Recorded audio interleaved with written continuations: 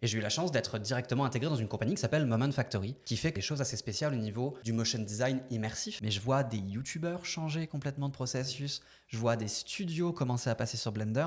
Il n'y a pas que CKD et After Effects dans la vie. À la place, on a dit à Blender, écoute-moi bien mon gars, tu la rends à 200% ton image. Donc tu as plus de surface. Salut les motion, c'est Jérémy Facio. Je suis très content de vous retrouver pour une nouvelle vidéo sur la chaîne de Mapping Motion. Comme vous voyez, je suis dans un setup particulier façon podcast interview. Et ça, c'est parce qu'aujourd'hui, j'ai interviewé Arnaud Mélinger, qui est un motion designer que j'apprécie particulièrement. C'est un ami à Montréal qui travaille essentiellement dans le domaine du mapping vidéo, de la diffusion sur écran géant. Il a une grosse expérience notamment chez Moment Factory et chez le studio Gentilhomme. Il va nous partager un petit peu son parcours, aussi les qualités qui sont requises pour travailler dans cette industrie. Faut dire que Arnaud a plusieurs casquettes. C'est à la fois un très bon motion designer, mais il est aussi formateur, YouTuber et dernièrement, il a créé une formation pour Mapping Motion sur Blender. On a parlé de tout un tas de choses dans ce format. Franchement, c'était vraiment très instructif. J'espère que ça va vous plaire aussi. Avant de commencer l'interview, je vous invite vraiment à liker, partager autant que vous pouvez. Et sans plus tarder, je vous donne rendez-vous avec Arnaud. Bonjour Arnaud. Bonjour Jérémy, ça fait bizarre de se redire bonjour de ce format interview. Comme tu dis, on se connaît, on est potes, donc ça rend ça très officiel, mais on va essayer de garder ça un peu informel. Bah oui, parce que l'idée c'est de te faire découvrir à la communauté de Mapping Motion, de pouvoir mettre un visage aussi sur ce que tu fais. Je pense que tu as un parcours hyper intéressant pour quiconque serait intéressé notamment par le mapping vidéo ou la diffusion sur écran géant. Voilà, tu es vraiment, pour moi en tout cas, une personne de référence à Montréal là-dessus. Tu vas me faire rougir, arrête. Justement, on en vient tout de suite à ma première question. C'est est-ce que tu pourrais te présenter et présenter plus spécifiquement ce que tu fais? Bien sûr, il y a aucun souci. Alors, bonjour à tous. Je me présente, je m'appelle Arnaud. Avec Jérémy, on s'est rencontrés dans le cadre d'événements qui se passent à Montréal, qui ont été organisés par la communauté du motion design. C'était déjà il y a plusieurs années. Parce qu'en fait, moi, je suis arrivé en 2016 à Montréal avec le but de trouver du travail en motion. Et j'ai eu la chance d'être directement intégré dans une compagnie qui s'appelle Moment Factory, qui fait, comme tu l'expliquais, des choses assez spéciales au niveau du motion design immersif, on va dire, des projets à grande envergure. Et il n'y a pas vraiment de formation là-dessus, il n'y a pas vraiment de choses. Donc ça a été beaucoup de découvertes pendant plusieurs années. Je suis passé de motion designer à lead d'équipe, à lead de projet aussi en termes de motion pour finir mon parcours là-bas en tant que superviseur 3D, ce qui était vraiment un truc auquel je ne m'attendais pas du tout. Et ensuite, j'ai décidé d'aller chercher un petit peu ailleurs pour voir ce qui se passait. Et je suis tombé dans une autre compagnie qui fait à peu près la même chose, mais à une autre échelle, qui s'appelle Gentilhomme, qui est aussi à Montréal, qui est littéralement à côté de Moment Factory. Mais c'était marrant de passer d'une compagnie de 400 personnes à une compagnie de 25 personnes et de voir qu'est-ce qui pouvait changer. Et ce qui est cool, c'est qu'en fait, à Gentilhomme, comme l'envergure, on va dire, de l'équipe était plus petite, ça permettait de tourner plus rapidement, d'avoir des pivots plus rapide sur certaines décisions, notamment le fait de changer de logiciel et le fait de passer sur Blender pour des projets dans lesquels la plupart du monde était habitué à utiliser Cinema 4D, qui est un autre logiciel de 3D. Oui, ça c'est très intéressant. On va y revenir un petit peu plus tard. J'ai des questions à ce niveau-là, sur le switch justement entre les logiciels 3D, sachant que véritablement en ce moment, le motion design, il y a plein de nouveaux logiciels. Ouais. On a l'impression que pendant une dizaine d'années, on était vraiment sur du After et Cinema 4D, et puis beaucoup de choses ont bougé. On va y revenir un petit peu après. Là, c'est génial. Je pense que déjà, tu as attisé la curiosité de beaucoup de personnes. Justement, comment t'en es venu à finalement travailler dans le mapping? C'est-à-dire, quelle a été ta première rencontre concrète avec le motion design? Alors, le motion design en général et le mapping, je vais vraiment faire deux grosses séparations là-dessus. Pour expliquer tout ça, il faut que je revienne un petit peu en arrière. Moi, à la base, j'ai toujours voulu faire du dessin. J'ai toujours adoré ça. Je pense qu'on est une génération qui a été bercée par, toi et moi, hein, qui a été bercée par le Club Dorothée et les dessins animés. Et on s'est rendu compte aussi avec le temps que c'était des domaines dans lesquels il y avait potentiellement du travail. C'est arrivé avec le temps. Et même moi, j'ai toujours été super intéressé par le domaine de la publicité, dans le sens les visuels des pubs. Je trouvais que c'était super intéressant. Les visuels des films d'animation, pareil. Mais ça me semblait toujours assez flou, ce qui était les différents types de travail qu'il y avait là-dedans. Donc j'ai décidé de faire une école à Paris qui s'appelle Isard Digital. Et quand je suis arrivé, en fait, il y avait toute une formation qui était très artistique, toute une formation jeux vidéo. Il y avait comme un espèce de flou, une zone d'ombre entre les deux. Et c'est à ce moment-là qu'ils ont créé la formation pour les effets spéciaux. Et je trouvais c'est cool parce que je suis pas super bon en dessin. Je me débrouille, mais je suis pas le meilleur de ma promo là-dessus. Et c'était quelque chose de à la fois très technique et à la fois très artistique aussi, de pouvoir faire des particules, des effets spéciaux. Et pour payer cette formation, on avait la chance en France à l'époque d'avoir un truc qui s'appelait les alternances. Et j'ai été alternant dans une compagnie qui est assez connue en France, qui s'appelle Vente Privée, qui vend des fins de cycle en ligne. Et l'ambiance à ce moment-là, là-bas, c'était incroyable. C'était une centaine de designers et une trentaine de motion designers qui étaient dans un grand open space. C'était vraiment le fun. Et j'avais littéralement jamais entendu parler de ce terme motion design. Qu'est-ce que ça voulait dire? Et j'arrive là-bas et je me rends compte que c'est des gens qui font des petites pubs avec des animations 2D, des animations 3D mixées, du prise de vue réelle avec de l'intégration d'éléments graphiques dedans. Et ça m'a tout de suite plu parce que c'était quelque chose qui se basait beaucoup plus sur de l'animation, beaucoup moins sur du dessin, mais ça a mêlé plusieurs domaines que j'appréciais énormément, comme je faisais des tournages avec des amis à ce moment-là et tout ça. Et c'est vraiment là que j'ai découvert le principe, le concept même du motion design. Et derrière ça, j'ai même pas fini mes études. En fait, j'ai été embauché par Vente Privée, puis la vie a fait que je suis allé faire un travail dans une autre compagnie qui s'appelle Sweetpunk en France, qui à l'époque était une petite boîte de web qui maintenant est devenue une boîte de pub assez connue. C'était vraiment incroyable d'avoir des projets là-bas et de commencer à faire du motion un petit peu plus institutionnel, donc des vidéos explicatives pour des banques et ce genre de gros projets de pub qui s'approchent presque de tout ça. Et le moment où j'ai décidé de déménager à Montréal, j'ai vu des annonces pour une compagnie que je connaissais pas du tout à l'époque, mais qui apparemment était gigantesque, qui s'appelle Moment Factory et qui faisait justement des installations immersives, des concerts pour Madonna, pour le Super Bowl, pour les Red Hot Chili Peppers. Et je me suis dit, c'est impossible que je me mette à travailler pour eux. Je vais quand même envoyer au cas où parce que je cherchais un statut juridique pour pouvoir rester au Canada avec ma conjointe de l'époque. Et au final, les astres se sont alignés, j'ai été pris là-bas. Et c'est comme ça que je me suis rendu compte qu'après le motion design, il y avait encore une autre niche à l'intérieur de la niche qui était le projection mapping, qui est de faire des projets de grande envergure. Mais ça, tu le connais aussi un petit peu. Et tu sais à quel point est-ce que ça mêle des compétences qu'on a déjà, mais avec des problématiques qui sont vraiment purement techniques de... Est-ce qu'on va réussir à rendre ces animations à ce format-là, quoi? Bah écoute, c'est parfait parce que justement, là, on a une idée plus précise de ton parcours. Donc, tu viens, des effets spéciaux. Ouais.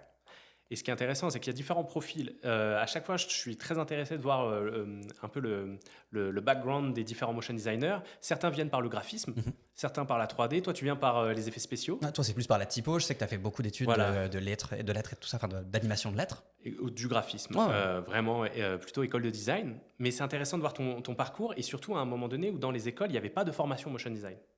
Donc, on a beaucoup été à se former, notamment par les contenus qu'on pouvait trouver. On va citer toujours les mêmes, Matrux, Andrew Kramer. Ouais, la base.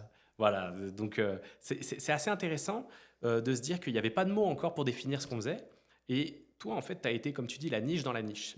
Et justement, il y a certainement beaucoup de personnes qui suivent Mapping Motion et qui sont intéressées par le mapping vidéo. Alors, la question justement que je voudrais te demander, c'est, selon toi, c'est quoi les compétences pour travailler dans cette industrie plus du mapping et du grand format? Quelles seraient les compétences nécessaires pour un motion designer qui voudrait aller travailler dans cette industrie? Il y a toute la partie visuelle où ça, je pense que c'est commun à toutes les branches du motion et du design en général. Il faut avoir un œil pour ça. Et il y a aussi le fait, et c'est un jeu de mots assez nul, il faut avoir le fait de pouvoir se projeter en fait, dans la scène, dans le sens où on est en train de faire des visuels qui servent quelque chose. C'est pas comme un film où le rendu final est le visuel. Quand on travaille sur un Marvel, il faut que ce soit beau parce que les gens vont pouvoir le regarder image par image chez eux sur des Blu-ray qui font des résolutions assez dingues.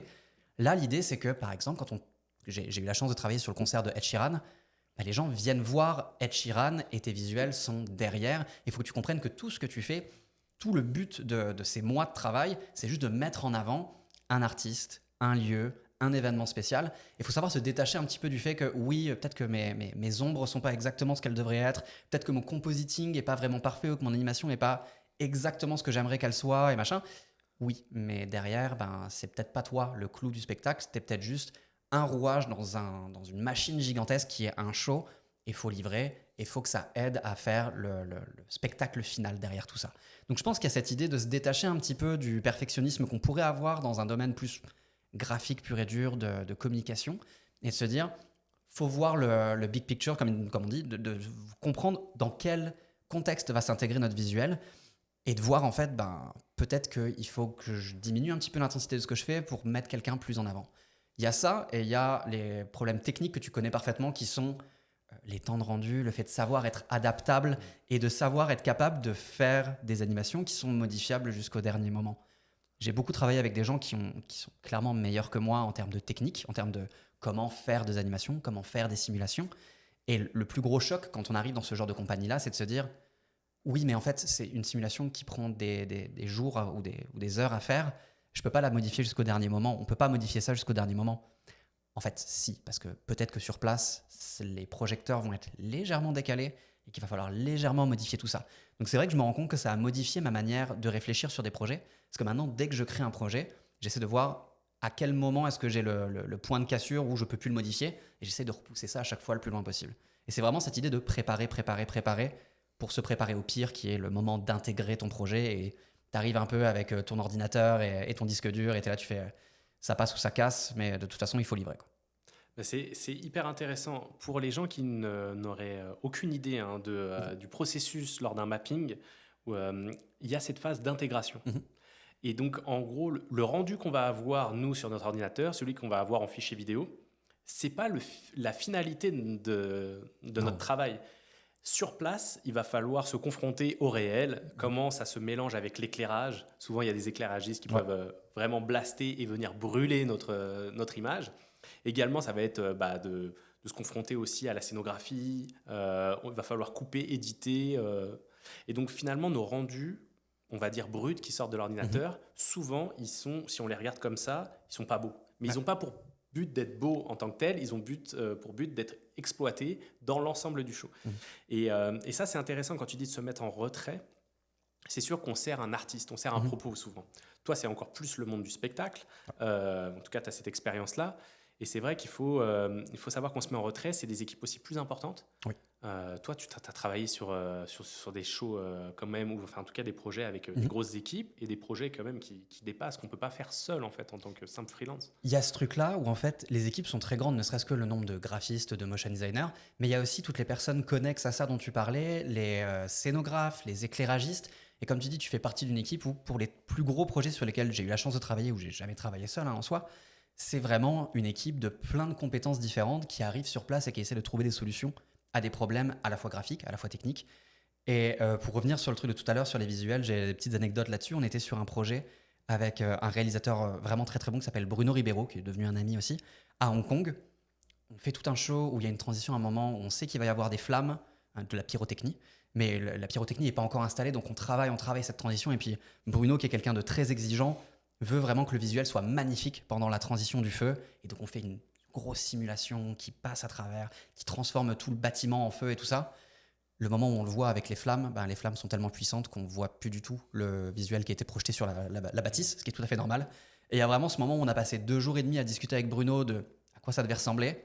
On le voit en vrai avec le feu, il se retourne à moi et il fait « C'est ok, on s'arrête là, on en reste ici, t'es comme ça va continuer tel quel. » Ouais, C'est vraiment ce truc-là, mais pareil, c'est être dépendant de choses qui ne sont pas immatérielles comme on a l'habitude, avec des écrans, des caméras, ce genre de choses. Là, on est avec des bâtiments, des constructions, de la projection, de la lumière. C'est que des choses sur lesquelles on n'a pas le contrôle. Donc, ouais, il y a ces équipes-là. Et après, en allant chez Gentilhomme, je me suis rendu compte qu'on pouvait aussi avoir des projets qui étaient beaucoup plus des projets architecturaux.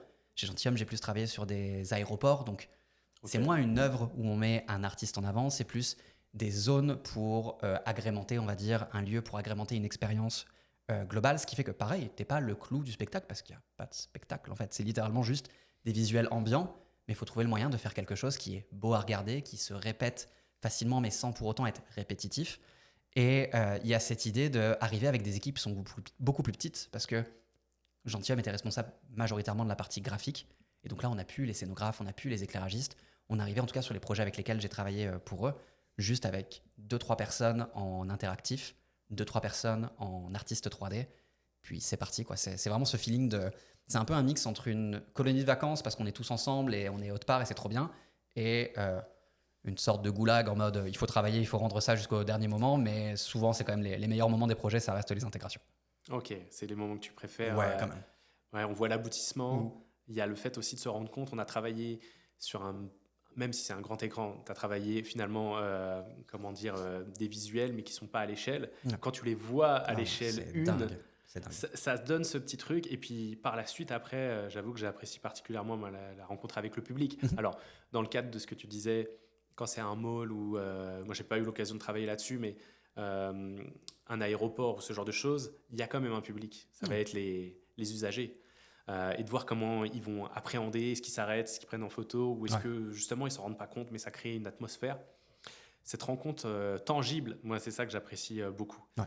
Alors, justement, je reviens sur comment dire, les compétences.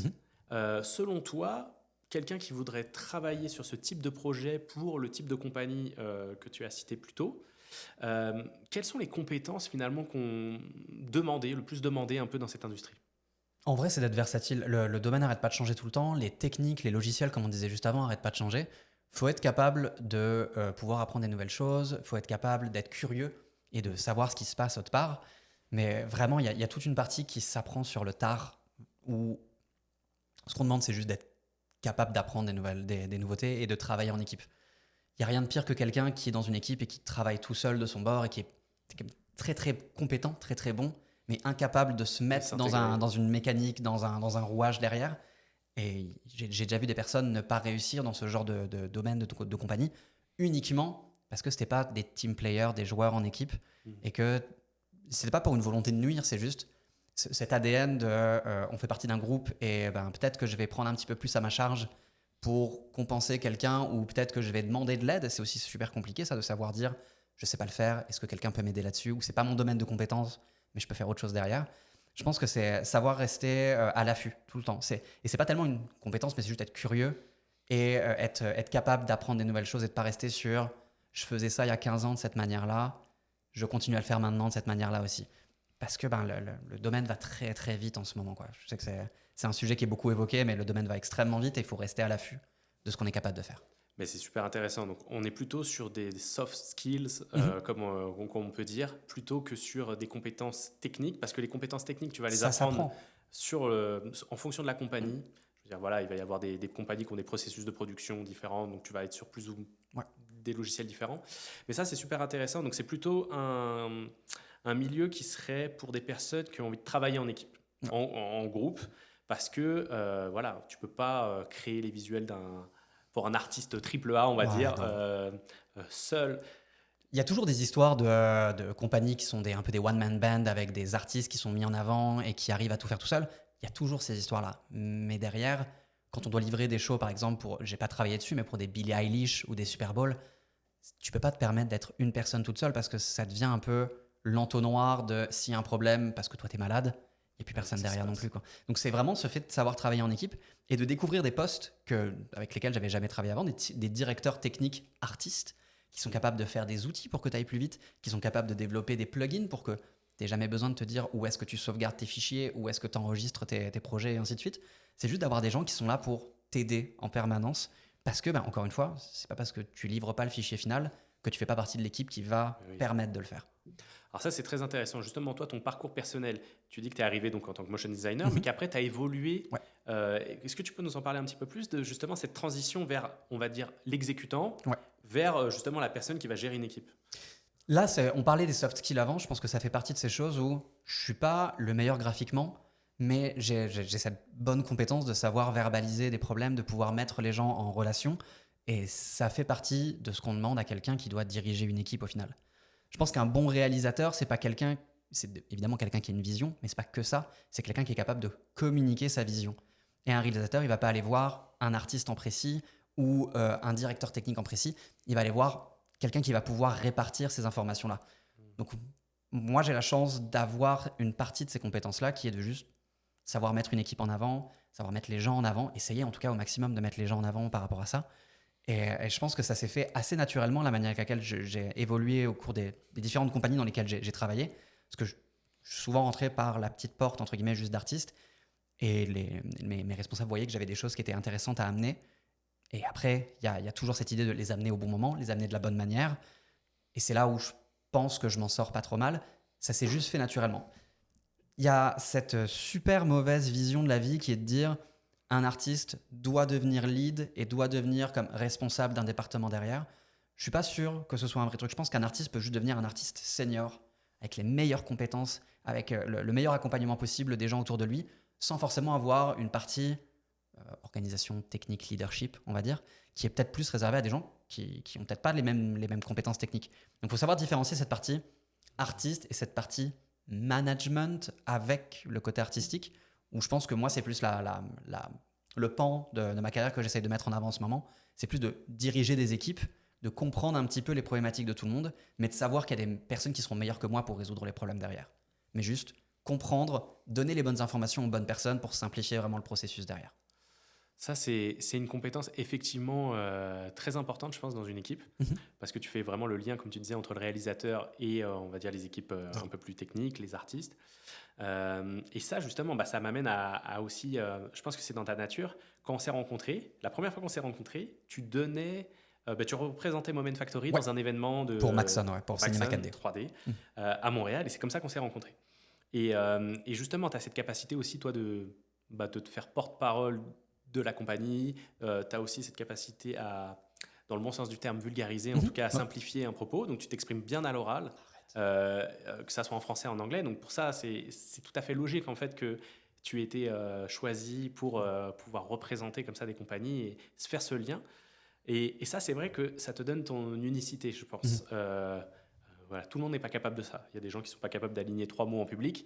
Voilà. Mais qui sont des excellents artistes. Exactement. Ou qui sont des excellents exécutants. Et je sais qu'il y a des choses sur lesquelles je ne suis pas bonne, j'essaie de travailler dessus, mais il y a un moment où j'arrête pas de dire à mes élèves que j'ai souvent en cours, je suis très mauvais en couleurs. Donc si vous trouvez que mes couleurs sont moches, certainement que vous avez raison et allez-y, proposez autre chose. Par contre, pour le reste, je m'en sors pas trop mal. Mais je devrais venir plus souvent dans ce genre de podcast. Je vais sortir avec un ego bien boosté. Je suis très... Non, mais moi, en tout cas, c'est quelque chose que j'ai tout de suite remarqué. D'autant plus, et on peut y venir et le mentionner, que tu enseignes. Oui. Et justement, j'avais une question là-dessus. Je vais la faire venir tout de suite. C'était justement, pour toi, en fait, qu'est-ce que ça t'apporte dans ta pratique du motion design que d'enseigner? Tu as une chaîne YouTube, tu enseignes pour différentes écoles en présentiel, et puis maintenant pour Mapping Motion, on va y revenir dans un petit peu plus tard. Mais ça veut dire, qu'est-ce que ça t'apporte le fait de justement enseigner dans ta pratique de tous les jours? Il y a un truc tout bête, je pense, que c'est qu'on a tous appris avec pour la plupart des gens de notre génération, on a appris avec les personnes dont on parlait tout à l'heure, Matrunks, Video Copilot, et les autres précurseurs, on va dire, du domaine en termes de tutoriel. Derrière, ça amène ce truc de j'ai vu quelqu'un le faire une fois, je vais le faire comme ça et je vais jamais me reposer la question. Le fait de devoir expliquer quelque chose à quelqu'un d'autre, ça te demande aussi de te réfléchir, toi, pourquoi est-ce que tu le fais de cette manière-là? Et c'est tout simple, il y a des fois des étudiants qui me posent une question, pourquoi est-ce que tu fais ça? Et puis tu fais, pourquoi est-ce que je fais ça comme ça et pas d'une autre manière? Question. C'est ça, et c'est savoir trouver le raisonnement derrière. Je trouve que c'est super intéressant. Plein de fois au travail, je suis bloqué et je parle avec des amis pour essayer de me débloquer, pas parce que je pense qu'eux vont me débloquer, mais parce que le fait d'en parler avec quelqu'un d'autre, ça donne une manière de devoir expliquer ça et de peut-être par toi-même trouver la réponse. Le fait de donner des cours, j'ai l'impression que c'est ça en permanence. Alors oui, il y a l'aspect revenir un petit peu souvent sur les mêmes choses, parce que je donne souvent les mêmes cours dans une école en ligne qui s'appelle l'Institut Artline, qui est 100% en ligne. Et donc j'interviens, même en étant à Montréal, avec des élèves qui sont en France. Et c'est vrai que je refais le même programme depuis quelques années, donc je commence à le connaître un petit peu par cœur. Mais il y a ce truc de...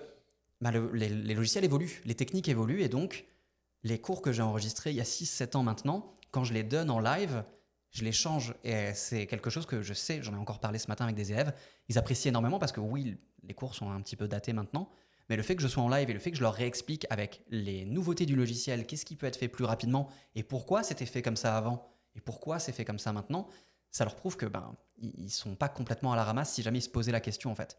Le fait d'enseigner à d'autres personnes, je pense que ça te remet toi dans une situation de te poser des questions et de te remettre toi-même en question par rapport à ça. Et c'est une situation où, dans la vie de tous les jours, c'est beaucoup plus compliqué. Dans la vie du travail, c'est assez facile de se dire pourquoi est-ce que j'utilise une curve et pas un level à ce moment-là? Pourquoi est-ce que ce serait plus intéressant de le faire dans l'autre sens? Donc, rester en contact avec des gens qui découvrent, ça permet de continuer à se poser des questions de est-ce qu'il n'y a pas une meilleure manière de le faire? En effet, il y a peut-être ça, mais je t'explique pourquoi est-ce que moi je le fais comme ça et pourquoi est-ce que ça t'apporte un petit plus, en fait, cette ancienneté et le fait que je le faisais de cette manière-là. Ça fait vraiment remettre en question en fait tes habitudes. Est-ce que tu fais quelque chose par automatisme? C'est ça. Est-ce que tu as appris une technique à un moment donné et tu es resté bloqué là-dessus? Tu es resté bloqué là-dessus. Et c'est vrai que quand tu te confrontes à des élèves, c'est un peu comme un enfant qui va te dire pourquoi. Finalement, tu dis attends, je vais peut-être regarder s'il n'y a pas des nouvelles manières de faire. Et finalement, en mettant à jour ton cours, tu vas avoir peut-être 5 manières de faire, et puis tu vas finalement trouver ta manière en mixant un peu, en prenant ce qu'il y a de mieux sur chacune des matières. Mais je crois que ça s'est passé justement parce que, pour l'information, Jérémy m'a remplacé dans des cours que je donnais. C'est aussi une des manières avec lesquelles on s'était rencontrés, c'est que tu m'as remplacé à un moment où je donnais des cours pour l'Institut Artline et que je n'étais pas disponible parce que j'étais en plein changement de métier, justement, enfin de métier, de poste, on va dire. Et toi, pour moi, tu es la référence en termes d'animation 2D dans les amis que j'ai en ce moment. Tu es vraiment un très très bon là-dedans, tu donnes des très bonnes formations. Mais c'est vrai que je me rappelle qu'à ce moment-là, tu m'as dit, c'est marrant, j'ai jamais utilisé du Wig de cette manière-là par rapport au masque, qui est un détail complètement anodin par rapport à tout le truc. Et c'est juste de se dire, on en est plus à prendre des formations sur les choses qu'on connaît déjà, mais là, tu n'as pas eu le choix parce que tu as donné le cours que je donnais moi. Oui, je donnais ton cours, c'est très particulier. J'imagine que ça va être un peu bizarre, mais ça a fait que toi, tu as découvert un autre truc qui était comme, j'ai jamais utilisé cette fonctionnalité-là de cette manière-là. Ben, ça me permet de réapprendre des nouveautés. Donc, tu sais, c'est cool de se dire que même quand on est bon dans ce qu'on fait, quand on est une référence dans ce qu'on fait, on a des choses à apprendre, de redonner les bases ou de revoir les bases avec d'autres personnes. Complètement. Et puis moi, j'ai bien vu ton cours. Tu vois, je devais consulter le cours la veille, essayer de me l'approprier. Ouais. Et voilà, c'était vraiment toi, tu avais construit un squelette de formation, donc je voulais coller à ça. Et honnêtement, j'ai appris des choses. Et c'est ça qui est intéressant. C'était pourtant un cours d'initiation sur After Effects et j'apprenais des choses. Bon, je vais peut-être un peu trop pousser l'initiation aussi, mais voilà, c'est une initiation on va dire de qualité. Et puis c'est vrai que voilà, chacun a son approche. Ouais. Donc en fait, j'apprenais ta manière de faire et c'est ça qui était intéressant. Ouais. Et on en garde toujours. Donc ça, c'est vraiment quelque chose d'intéressant. Donc ouais, pour toi, l'enseignement, c'est quelque chose que tu as toujours fait en parallèle finalement, assez rapidement. Ouais, ça doit faire 10 ans à peu près que je donne des cours sur After Effects. Et puis après, c'est venu sur d'autres domaines. Le fait, ce que tu disais avant, que j'apprécie énormément sur le fait que j'arrive à bien vulgariser, bah, ça permet en fait d'apprendre des techniques assez complexes à des personnes qui ont déjà les bases dans un domaine. Donc remontrer, comme je l'ai déjà pu le faire pour Maxon, des grosses techniques de projection sur leur chaîne YouTube, bah, c'est juste de dire... et c'est ce que je fais souvent avec mes élèves, ça a l'air super complexe quand on voit le fichier final, quand on voit le rendu final. Voilà les techniques très simples, mises bout à bout, qui permettent de faire ce truc très complexe. Et c'est ce que je dis souvent à mes élèves, c'est on est super content de voir le Lego Château Harry Potter. Bah voilà, je vais vous montrer les briques qui permettent de faire le Lego Château Harry Potter tous ensemble, quoi. Après, est-ce que vous faites le même que le mien ? C'est pas sûr, mais au moins vous savez comment est-ce que moi je le construis, mon château, quand je le fais, quoi. Intéressant. Après, on peut, comme dans les Legos, s'écarter finalement du manuel et puis faire sa propre création. Je précise que, bien sûr, il va y avoir un peu d'édit, vous allez voir quelques images, mais tous les liens seront mis en description de la vidéo. Donc, notamment, justement, tes interventions pour Maxon, tout ce qui peut être déjà ton showreel, etc. Tout ça, on va mettre les liens. Donc, n'hésitez pas aussi à aller regarder plus attentivement ton travail. Ça, c'est important. On a été un petit peu plus en profondeur au niveau de l'enseignement. On va peut-être faire l'annonce tout de suite. Oui. Je trouve ça très intéressant. Justement, on a une petite formation, des extraits finalement de la formation Blender que tu as réalisée pour Mapping Motion. On vous met en description de cette vidéo. Il y a entre 1h et 1h30. On n'a pas encore. On va rajouter certainement encore quelques cours en plus. Mais il y a 1h30 de formation Blender gratuite. C'est des extraits de la formation que tu as réalisée pour Mapping Motion. Une formation d'initiation à Blender. Et donc voilà, on vous invite à regarder ça en description de la vidéo pour justement voir un peu l'enseignement de Arnaud là-dessus. Et j'en profite donc pour aller justement vers cette question du switch. Quel logiciel 3D choisir ? Qu'est-ce qui a fait que dernièrement, au cours des dernières années, tu t'es intéressé à Blender ? Pour être parfaitement honnête, c'est parce que j'ai changé de compagnie. Quand je suis passé de Moment Factory, qui avait un pipeline complètement After Effects, Cinema 4D, et que je suis allé chez Gentilhomme, eux, ils venaient de terminer une grosse production After Effects Cinema 4D, mais ils s'étaient rendu compte de plein de problèmes techniques. Pas sur ces 4D, mais sur le fait que les moteurs de rendu qui sont associés à ces 4D étaient toujours des choses qu'il fallait mettre à jour sur le côté. En même temps, c'était comme, C4D est un très bon logiciel pour faire du motion design, mais derrière, souvent, les gens utilisent Octane, qui est un autre moteur de rendu externe, ou alors à l'époque Redshift, qui n'était pas inclus dans le package de C4D. Chez Moment, ils utilisaient Arnold, qui est un moteur de rendu qui est plus axé vers de la grosse production de films et qui est beaucoup plus stable. Et c'était un peu cette idée que Gentilhomme avait de se dire, ça commence à être un peu lourd de devoir gérer à la fois les licences de C4D, à la fois des licences de moteur de rendu, de revenir, parce que les projets sur lesquels on travaille durent des fois des années, pas à cause de la production du visuel, mais à cause de la production, de la construction de l'endroit sur lequel le projet va avoir lieu. Et donc rouvrir des versions qui dataient il y a super longtemps, qui sont même plus disponibles en ligne, il y a un moment où le directeur de la compagnie, Thibaut Duvernay, s'est posé la question, il a posé la question aux artistes qui étaient présents à ce moment-là, qu'est-ce qu'on pourrait faire pour simplifier ça? Et je crois que c'était Maxime Roux, qui est un artiste 3D, et Étienne Garon-Vincent, qui ont travaillé là-bas, qui ont dit Blender commence à devenir vraiment un challenger super sérieux pour Cinema 4D. Et on parle de ça, c'était il y a 4 ans, je pense à peu près, 3 ans et demi, 4 ans à peu près. Ça commençait à sortir. Moi, je me rappelle, il y a 8 ans, quand des amis me disaient j'utilise Blender, c'était un petit peu la blague à ce moment-là, de réapprendre quelque chose et de faire c'est mignon, c'est gratuit, machin. Il y a eu un shift, je pense, après que je me sois renseigné sur Blender, je me suis rendu compte que c'est venu sur la version 3, le moment où ils ont intégré tout ce qui était les Geometry Node, Grease Pencil. C'est des modules qu'on voit ensemble, bien évidemment, dans la formation en introduction, parce que c'est très très complexe. Mais ça a changé la manière avec laquelle les gens ont dit en fait, ça commence à devenir quelque chose qui est stable et qui est utilisable en production. Là, actuellement, sur la formation, on est en février, on est en mars maintenant. En mars 2025, la formation, on l'a fait sur Blender 4.3. C'est une version qui est super stable, qui est utilisée en production et qui amène avec elle deux moteurs de rendu, Cycle et Eevee, qui ont chacun leurs forces et leurs faiblesses. Mais c'est en fait un package gratuit qui est accessible à tout le monde, qui est téléchargeable jour 1. Et vous avez aussi tout un historique des anciennes versions de Blender que vous pouvez retélécharger gratuitement sur leur site web. Donc il y a cette notion d'un logiciel gratuit qui arrive à être scalable pour une compagnie, parce que, ça, c'est très important. Que tu le veuilles ou non dans le domaine dans lequel on est, à un moment, le problème devient le render power, le fait de pouvoir rendre des images plus rapidement. Et une solution, souvent, c'est juste de rajouter plus d'ordinateurs. Mais si tu rajoutes plus d'ordinateurs avec des licences, tu payes plus cher. C'est ça. Alors que là, avec Blender, l'avantage, c'est de rendre abordable un pipeline de production qui serait normalement destiné uniquement à des professionnels avec des budgets professionnels. Là, Blender, si j'ai 4 ordi à la maison, je peux installer Blender sur les 4 ordi et avec quelques manipulations, je peux lancer mes rendus sur les 4 ordi en même temps. Et ça fait gagner énormément de temps. Encore une fois, il y a eu un shift vraiment qui a eu lieu il y a peut-être 3 ans et demi sur Blender, et on le voit sur les réseaux sociaux, on le voit sur les posts Instagram, sur les compagnies, à quel point Blender a pris de la place, et on l'a vu cette semaine avec Flow, qui est un film qui a gagné les Golden Globes et l'Oscar du meilleur film d'animation. Incroyable. Qui a été réalisé par un studio indépendant avec un budget qui peut paraître gros. Alors, j'ai pas envie de dire des bêtises, je crois que c'était 3 millions, quelque chose comme ça. Oui, mais ce qui est rien. Ce qui est rien comparé à un budget de film normal. Et il a été rendu sur un laptop avec un moteur de rendu en temps réel.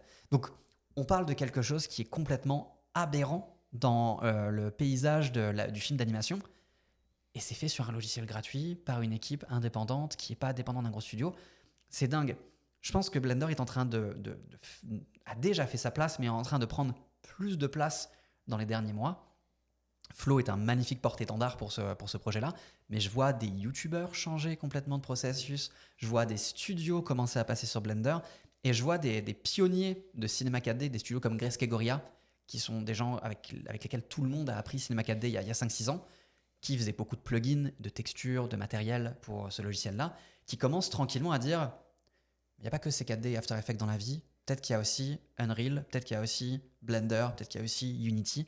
Il y a comme cette espèce de leitmotiv dans l'industrie maintenant qui est chaque logiciel a sa spécialité. On va arrêter de dire que C4D c'est pour les motion designers.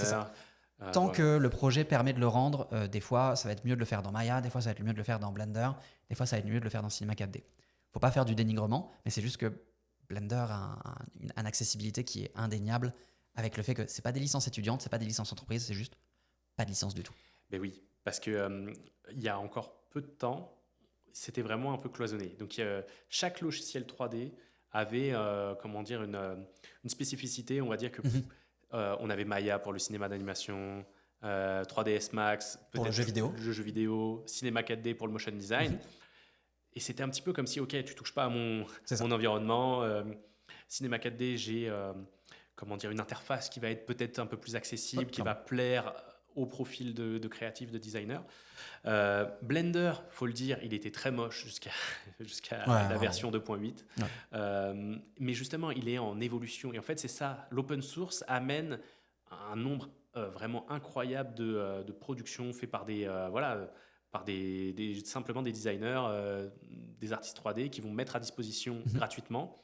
Le fait aussi que les deux moteurs de rendu intégrés, Et ça, c'est juste incroyable. Et puis, comme tu disais, pas de licence étudiant ni prof. Ça veut dire qu'il y a beaucoup de gens qu'on connaît qui restent sur des licences étudiants ou profs alors qu'ils sont professionnels depuis plus de 5 ans. Voilà, ça truandait un petit peu les trucs parce que sinon, c'est vrai que voilà, c'est un coût. Et puis, j'ai envie de dire, pour quelqu'un qui est déjà très, très à l'aise sur Cinema 4D, il y a un coût à passer sur Blender. C'est sûr. Mais si vous commencez la 3D et si vous êtes un studio, vous commencez à créer un studio, avoir le pipeline Blender, c'est incroyable. Personnellement, avec justement Casimir que tu connais, on a travaillé sur 2 projets cette année, donc au sein du studio Mapping Motion, 2 projets où on a mis du Blender. Et ben, c'était vraiment, pour moi en tout cas, ça m'a conforté sur le fait qu'on fasse cette formation ensemble, parce que c'est incroyable. Il y a une friction en moins en fait. Ouais, clairement. Tu as eu le projet Philippe Catherine, et c'était quoi le deuxième? Est-ce que tu peux en parler? C'était le FEQ, le Festival d'été de Québec. En fait, on a travaillé, moi j'ai été contacté pour mon projet finalement à Londres. Ça m'a fait quand même pas mal de traction l'année dernière. Et donc là, on me demandait un projet 3D. Bah, ça tombait bien, j'avais Casimir avec qui j'avais travaillé auparavant. Et donc on a quasiment tout fait sur Blender et After Effects. Et ça a vraiment permis de pouvoir ajuster. D'ailleurs, j'aimerais bien que tu nous parles un petit peu des 2 moteurs de rendu, justement sur un projet sur lequel tu as travaillé. En tout cas, d'avoir ces options-là, c'était assez incroyable pour nous et de pouvoir livrer en temps et en heure. Justement, j'avais regardé bien entendu les différents projets que tu as pu réaliser. Merci. Et il y a un projet, on en avait déjà parlé un peu en off, c'était un projet que tu as fait à Dubaï. Sur ce bâtiment iconique qui est le Burj Khalifa. Burj Khalifa. Ça a été un projet, oui. Alors, si je me rappelle bien, c'était pendant l'été 2023. Pendant l'été 2023, chez Gentilhomme, on a été contacté par une compagnie qui s'appelle Can-Am, qui fait des véhicules tout-terrain. Et ils étaient en train de faire la promotion de la sortie du nouveau Maverick, qui est leur véhicule tout-terrain pour aller dans le désert et tout ça. Je n'ai pas le permis de conduire, hein, donc je n'y connais pas plus que ça. Une fois, j'ai dit voiture en meeting, je me suis fait engueuler. Donc, c'est un véhicule tout-terrain, 2 places. Bref, à 4 roues. Et ils nous avaient contacté à l'époque chez Gentilhomme pour pouvoir faire un événement promotionnel qui serait une annonce de la sortie sur le Burj Khalifa. Donc tout avait déjà été filmé pour les publicités au format 16:9 parce que c'était des publicités télé, web. Et là, ils arrivent avec un format, je ne sais pas si vous voyez ce que c'est le Burj Khalifa, mais c'est une pointe, un triangle extrêmement pointu, on va dire, vers le haut. Donc il y a eu tout un travail de qu'est-ce qu'on peut faire avec les visuels qui ont déjà été tournés et qu'est-ce qu'on peut faire avec ce que le client nous fournissait à ce moment-là, qui étaient juste des visuels fixes, des très belles photos de ce véhicule. Et il y a eu toute une question où ça a été amené plusieurs fois en meeting mais vous avez le modèle 3D de la voiture, on est d'accord? Oui, mais là c'est un autre studio qui travaille sur les explications et tout, donc on peut pas vous le donner, on peut pas vous le rendre, il n'y a pas d'image. Je veux pas d'image en fait, j'aimerais juste, si vous avez accès au modèle de la voiture et que vous nous le donnez, nous on va pouvoir faire des animations qui sont vraiment super belles. Et ça a pris encore une fois un aspect vulgariser la demande et un aspect un peu pédagogique avec le client de dire si vous avez le modèle 3D, pour exactement le même temps, on va vous fournir quelque chose qui est incroyable. Et il y a eu ce moment de déclic de ah bah ouais, clairement. Donc on a réussi à récupérer le modèle 3D du véhicule, les modèles d'architecture, pas d'architecture, mais d'ingénierie, de construction. Donc on avait toutes les pièces, tout le moteur, tout ce qui était à notre disposition. Et là, j'étais avec Maxime Roux, qui est artiste chez Gentilhomme, et on s'est dit, ok, maintenant qu'est-ce qu'on peut faire? On peut démonter complètement la voiture, faire en sorte que le Burj Khalifa soit constitué de pièces de moteur qui s'ouvrent, de faire des plans à l'intérieur du char alors qu'on n'y avait pas accès. Et c'est là où ça a ouvert des super belles transitions. On avait encore toute la partie prise de vue réelle qu'on intégrait, où Mathieu Gibaud, qui est le réalisateur de la partie prise de vue réelle, avait étendu le décor, avait fait des choses qui étaient assez incroyables. Mais nous, avec Maxime et avec Myriam, qui est aussi une artiste de chez Gentilhomme, on a eu vraiment cette possibilité de se dire ok, maintenant, on est libre de pouvoir faire des plans à l'intérieur de la voiture et de rendre tout ça en 3D dans Blender. Ça a été assez incroyable. Le choix qu'on a fait à ce moment-là, c'est de passer sur le moteur de rendu qui s'appelle Eevee, qui est un moteur de rendu en temps réel. C'est pas un moteur de rendu de jeu vidéo, mais c'est quand même assez instantané les rendus qui sont faits là-dessus. Et comme on était sur quelque chose qui demandait au final très peu de réflexion, c'était une voiture métallique, mais il n'y avait pas d'autres objets qui rentraient en jeu, on a pu se permettre de passer full sur Eevee. Et c'est assez marrant parce que dans la 3D, il y a une problématique qui s'appelle le bruit, en fait, le nombre de la qualité de l'image finale. Et souvent, il faut monter ce qu'on appelle des samples. Donc, à quel point est-ce que notre ordinateur calcule plus longtemps la même image pour essayer de rendre l'image, d'affiner le rendu. Et avec Maxime et Myriam, on s'est rendu compte que, vu qu'on était sur Eevee, on avait la possibilité, non pas d'augmenter le nombre de samples, donc faire calculer la même image à la même résolution plus longtemps. À la place, on a dit à Blender, écoute-moi bien mon gars, tu la rends à 200% ton image. Donc tu as plus de surface où tu vas pouvoir comprendre ce qui se passe, où tu vas comprendre les lumières qui tapent et qui retapent à tel endroit. C'était plus rapide pour nous de le rendre 2 fois plus vite que de faire ça. Et c'est quand même assez dingue de se dire, ça c'est grâce au moteur de rendu Eevee qu'on a pu se permettre de faire cette transition-là et de se dire, on va pas perdre du temps en post-production à dénoiser des images et tout ça. On va les lancer. Au pire, qu'est-ce qui va se passer? Je pense que ça a doublé notre temps de rendu. Donc c'est passé de 30 secondes à 1 minute l'image. Ouais, ça va. Je crois que je dis pas de bêtises en allant sur ces chiffres-là, mais c'était vraiment ridicule le temps de rendu que ça prenait. Oui, 1 minute déjà, c'est... Pour la résolution que c'était, je rien. dois vous avouer que là j'ai un peu un doute sur la résolution, mais je crois que c'était 3000 pixels de large sur 15 000 de haut, quelque chose comme ça. Ouais, quand même. Donc si on le doublait, c'était 6000 pixels de large sur 30 000, ça marchait quand même. Sachant que 30 000, c'est presque les c'est limites. pas loin de la limite, ouais. Pour After Effects. Je crois qu'on arrivait à 24 000 et quelques sur ce projet-là. Mais c'était assez cool de se dire que, encore une fois, Blender, qui est un logiciel qui est abordable en termes de prix, vu qu'il n'y en a pas techniquement, qui est abordable et qui est scalable pour un studio, on a pu faire ce genre de rendu. Et surtout que le temps de production était extrêmement court. Ils nous ont contactés, je pense, au mois de mai-juin. Et la sortie était au mois de juillet-août. Ouais, ça c'est quand même fou, quoi. Alors, il y a plein de choses intéressantes dans ce que tu viens de dire. Je vais revenir sur le fait d'exporter en x2 pour justement gagner en résolution finalement, parce qu'après vous l'avez utilisé. On l'a downscalé de nouveau, oui, bien sûr. Downscale. Alors moi, je parlais justement sur une vidéo de cette chaîne pour mon projet Outternet, comment j'avais justement travaillé au quart et j'avais utilisé Topaz, qui est un outil d'IA, pour justement l'inverse, pour pouvoir upscale. Mais là, je trouve ça très malin de faire l'inverse, et Blender carrément te permet de faire ça. Ouais. Il y a un slider, si je veux que ce soit 25% de l'image, j'ai juste à taper 25 dedans. Si je veux que ce soit 400%, juste à taper 400 et puis je change rien d'autre. C'est ça qui est super cool. Il y a des outils qui sont présents là-dedans que je ne retrouve pas dans des logiciels comme Cinema 4D. Parce que le fait est qu'avec le travail, je suis amené à revenir vers Blender, revenir vers Cinema 4D, revenir vers Blender. Le switch dans les deux situations est dégueulasse, dans le sens où mon cerveau est focalisé sur un et puis je passe sur l'autre et j'arrive pas. Ouais, c'est ça. Mais quand j'arrive sur Cinema 4D et que je suis comme ok, je vais rendre en moitié de résolution, il faut que je change mes settings, que je les calcule pour dire que ça change, que je fasse un autre render setting pour ça. Il y a vraiment des choses ultra basiques dans Blender qui sont pas présentes. Et inversement, je vais pas prêcher ma paroisse là pour le moment, mais il y a vraiment des choses ultra basiques dans Blender qui sont pas présentes dans Cinema 4D et que je trouve des fois vraiment des grosses lacunes, quoi. Et là, le fait de se dire je le rends 2 fois plus gros, j'ai juste mis 200% au lieu de 100% et ça l'a rendu comme il fallait. C'est excellent. Merci pour ce retour parce que ça permet vraiment de voir un cas concret sur comment utiliser en production. Voilà, de la même manière, cette année, moi, je me suis vraiment rendu compte de la puissance de Blender. C'est sûr qu'il y a encore des choses, je pense, qui sont peut-être moins ergonomiques que d'autres softs 3D qui sont là depuis plus longtemps, en tout cas, qui ont eu le temps finalement de travailler avec un marché précis.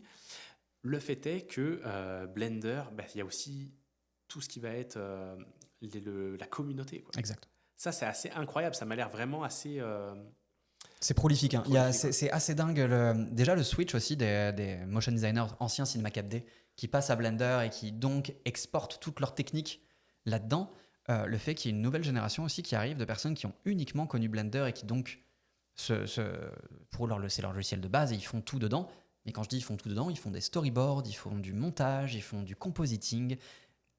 Blender permet de le faire. Alors évidemment, moi, le compositing, j'ai plus l'habitude de le faire dans After Effects, mais on voit dans la formation que c'est possible et que ça ouvre des nouvelles possibilités directement dans le rendu.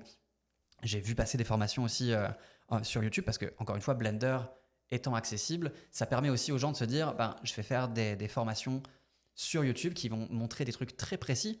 C'est pas comme si j'étais en train de vous dire ce logiciel à $4000, je m'en sers pour faire ça. Les gens qui font j'ai essayé de refaire le rendu de Spider-Verse dans Blender. Je suis arrivé sur 4 techniques différentes et tout se fait uniquement en compositing avec la même séquence d'images derrière. Je trouve ça assez dingue de se dire je prends un soft de 3D pour faire du compositing. C'est fou de se dire à quel point est-ce qu'on peut utiliser tout ce qu'il y a dans ce logiciel et que je fais que effleurer la surface. Et la formation qu'on fait à Mapping Motion qui dure quand même déjà là où on en est sans les bonus, sans ce qui s'en vient après la formation, on en est déjà à plus de 8 heures de formation. Et on n'est que à effleurer la surface de la plupart des sujets parce que le domaine de la 3D, c'est quelque chose qui est tellement vaste qu'il va forcément y avoir des moments où vous allez avoir des choses qui vous intéressent plus que d'autres, que ce soit essayer de faire des rendus 2D dans de la 3D, c'est un domaine à part entière. Faire du rigging, donc faire des squelettes d'animation comme toi tu le fais dans After Effects avec Duik, c'est un domaine à part entière. Animer des personnages, c'est un domaine à part entière. j'essaye de rester polyvalent, mais je ne suis pas polyvalent à ce point-là.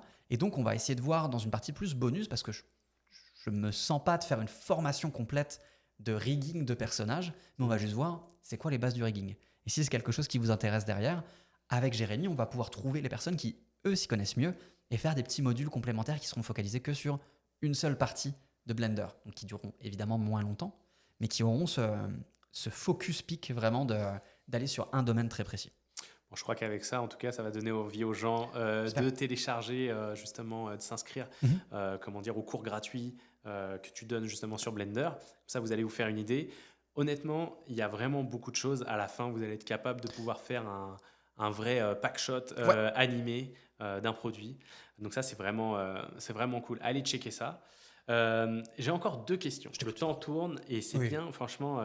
Déjà, je pense qu'on a beaucoup de choses intéressantes là. J'ai une question, c'est plus d'un point de vue artistique ou globalement, est-ce que tu as des artistes, des studios qui t'inspirent particulièrement dans ton travail? J'essaye de rester à l'écoute d'un peu tout ce qui se passe. Après, je suis, comme tout le monde, victime des algorithmes. On me suggère tout le temps un peu les mêmes choses qui reviennent.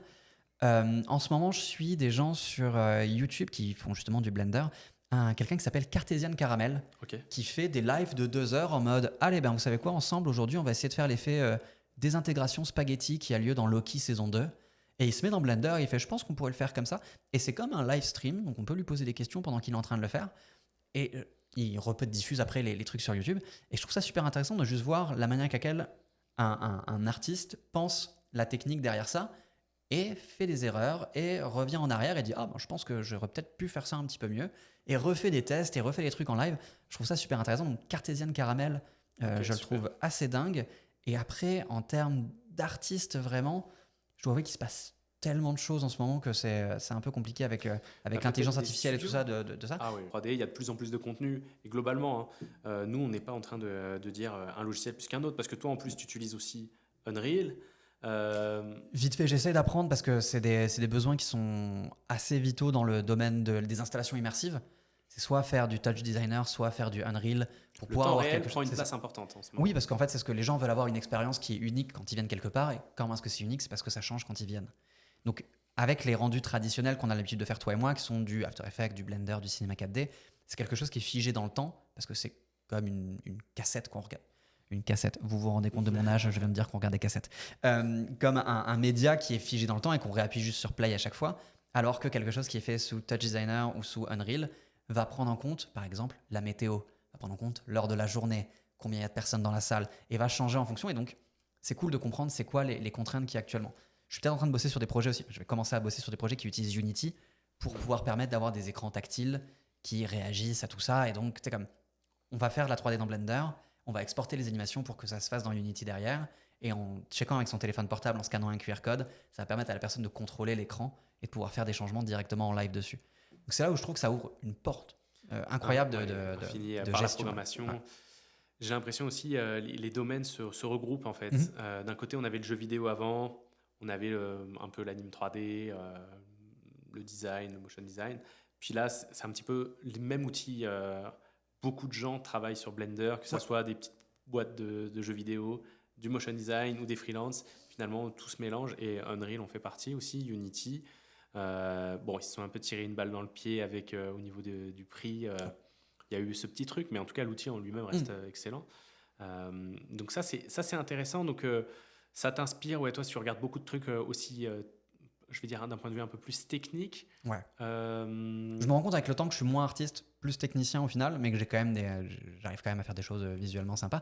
Mais je trouve ça super intéressant dans ma carrière, les fois où j'ai pu débloquer des amis qui, eux, avaient des visions, qui, eux, avaient des envies précises et soit quelque chose leur prenait trop de temps, soit ils n'arrivaient pas à comprendre comment est-ce que c'était possible. Et de tag-teamer, de se mettre à deux là-dessus et de se dire, tu sais quoi, moi, je vais essayer de te faire une formule, une expression dans After Effects qui va te permettre de travailler plus longtemps sur est-ce que c'est beau ou pas, et moins longtemps sur est-ce que ça fonctionne ou pas. Moi, c'est vraiment le genre de travail sur lequel j'adore travailler quand je suis en équipe. J'essaie vraiment d'être la personne qui fait le back-office derrière et qui fait un peu la gestion, parce que je sais qu'il y a des gens qui sont incroyablement talentueux dans mon entourage, et je veux les mettre en avant là-dessus. C'est intéressant, tu as vraiment un profil de directeur technique quasiment. Quasiment, ouais. C'est un poste que j'essaye de voir, de me créer au fur et à mesure, de directeur technique ou de consultant sur des trucs très techniques. et de voir si jamais il y a de la demande là-dessus. C'est super intéressant, je trouve. Ça, c'est, à mon avis, en tout cas, c'est vraiment quelque chose qui te correspond bien. Et puis, ça fait que je le vois, hein, rien que sur la formation, tu étais le premier à créer un chatbot pour justement que les élèves de la formation Blender puissent poser des questions directement à un second Arnaud, on va dire, en lui donnant tout le contenu des formations. Donc, ça, c'est intéressant que tu as toujours ce regard, la technique, mais au service de l'artistique. C'est ça. Ce qu'on a fait pour expliquer un petit peu, c'est que en fait, tous les cours que j'ai enregistrés, tous les cours qui ont été faits pour Mapping Motion, on a une version texte de ça, parce que je les ai juste passés sur un truc de retranscription qui redonne l'intégralité de ce que j'ai dit dans un format texte. Et une fois que j'avais ce document-là, je me demandais à quoi ça pouvait bien servir, et donc je les ai mis dans une intelligence artificielle qui est disponible gratuitement quand vous vous inscrivez sur la formation Blender Pro Mapping Motion, où vous avez accès à un chatbot qui va vous permettre de poser des questions, comme tu disais, et de pouvoir juste dire « j'ai juste fait la première partie, j'ai pas fait encore la deuxième, donc je décoche la deuxième et la troisième. Quel raccourci clavier je peux utiliser pour modéliser ce qu'on fait dans le cours qui est un Mac mini ?» Et là, on a toute une liste de raccourcis clavier qui sort tout de suite. Est-ce que je dois faire ça avec telle technique? Et on a la réponse tout de suite. Et puis après, je peux cocher la deuxième session de cours qui est plus sur de l'éclairage, du shading, du lighting. Et je peux poser des questions. Comment est-ce que je fais pour créer un node qui va changer la couleur? Et ça va tout de suite faire ça. L'avantage, c'est que moi, je me rends compte avec les étudiants que j'ai en cours, c'est que il y a beaucoup de gens qui restent bloqués pendant 1h30, 2h, 3h, juste parce qu'il n'y a personne avec qui parler. Et c'est ça que j'ai essayé de créer avec ce chatbot-là, c'est de se dire, à cause du décalage horaire, je ne suis pas tout le temps disponible. J'essaie d'être disponible sur le Discord de Mapping Motion, mais je ne suis pas tout le temps disponible. Si je ne suis pas disponible, vous avez au cas où quelqu'un qui est accessible. Super. Ça, c'est vraiment très intéressant. En tout cas, cette utilisation, cet enthousiasme, en tout cas, de tester les nouveautés pour voir comment on peut implémenter ça dans une vraie production. Ouais. Ça, c'est super intéressant. Je vois qu'en fait, on a fait le tour des questions que j'avais pour toi. Ça fait bientôt 52 minutes qu'on est ensemble. J'ai une dernière question. Je t'écoute. Un peu plus personnelle. Vas-y. C'est quoi ta chanson préférée des Red Hot Chili Peppers? Can't Stop. C'est tellement rapide à répondre. Je pense que je me suis dit un jour, si jamais je skip Can't Stop dans une playlist, c'est qu'il faut que je me pose 2 secondes et que je réfléchisse à ce qui se passe dans ma vie. Parce que Can't Stop, pour moi, le clip hallucinant, la rythmique assez magnifique. Non, c'est ma chanson préférée des Red Hot. Ok, excellent. Non, je suis dégoûté parce que j'ai commencé à travailler chez Moen Factory quand ils livraient le projet. Je suis arrivé à Montréal le temps que les papiers se fassent. Je voyais les articles passer comme quoi ils travaillaient sur la tournée des Red Hot. Ils avaient fait une installation avec des lampes au plafond qui n'arrêtaient pas de bouger en fonction de la musique, en fonction des couleurs. C'était assez fou. J'ai des amis à moi qui ont travaillé dessus. C'était assez dingue apparemment. Et j'ai été tellement triste. C'est un peu l'acte manqué de ma vie de ne pas avoir pu travailler sur les Red Hot. Rassurez-vous, il y a eu d'autres projets qui ont permis de rattraper ça derrière, dont j'ai pas le droit de parler, mais qui ont permis de travailler sur des domaines que j'apprécie énormément. Bon, très bien. On va chercher peut-être pour une future tournée des Red Hot. On leur espère une longue carrière encore. On leur espère une longue carrière. On les embrasse s'ils nous écoutent d'ailleurs. Voilà, qui sait. En tout cas, s'il y a moyen un jour de travailler sur un show des Red Hot, appelez Arnaud. Je veux bien que vous m'appeliez aussi, parce que là, pour le coup, ne serait-ce que de pouvoir assister à un de leurs concerts, ça serait top. En tout cas, merci Arnaud. Merci de m'avoir reçu, merci de m'avoir donné la chance de faire cette formation parce que ça fait des années qu'on en parlait et là enfin le timing a permis de le faire et puis je suis très content de faire partie de la grande famille Mapping Motion. Bah écoute, moi je suis très content en tout cas de pouvoir justement avoir une personne pédagogue comme toi chez Mapping Motion parce que c'est le but, c'est de continuer de se former. Donc ça c'est super, merci à toi. Dernière chose, on vous invite encore une dernière fois à justement aller voir en description pour voir vraiment des liens vers tout ce dont on s'est parlé, notamment le lien vers la formation, l'extrait gratuit. Ouais. Qu'est-ce que je peux te souhaiter pour l'année 2025 ? Plein de voyages, j'imagine, plein de nouvelles formations aussi en dehors de Mapping Motion. J'ai une chaîne YouTube, tu en as parlé au début, qui s'appelle Motion Rush. Et je trouve ça intéressant de montrer les extraits de Mapping Motion par rapport à ce que je fais chez Motion Rush parce que ce que je fais pour moi sur ma chaîne YouTube, c'est quelque chose d'assez rapide pour montrer juste un truc très technique en moins de 15-20 minutes, j'essaye. Là, ce qu'on a fait avec Mapping Motion, c'est vraiment un cours complet, donc ça prend beaucoup plus le temps. On revient plusieurs fois sur les mêmes choses, donc c'est 2 rythmes qui sont un peu différents. Mais pour 2025, des beaux projets et du beau temps libre avec ma conjointe et avec mes chats. Parfait. Déjà pas mal. Merci Arnaud et à très vite. Bye. Et puis bye. Bye bye.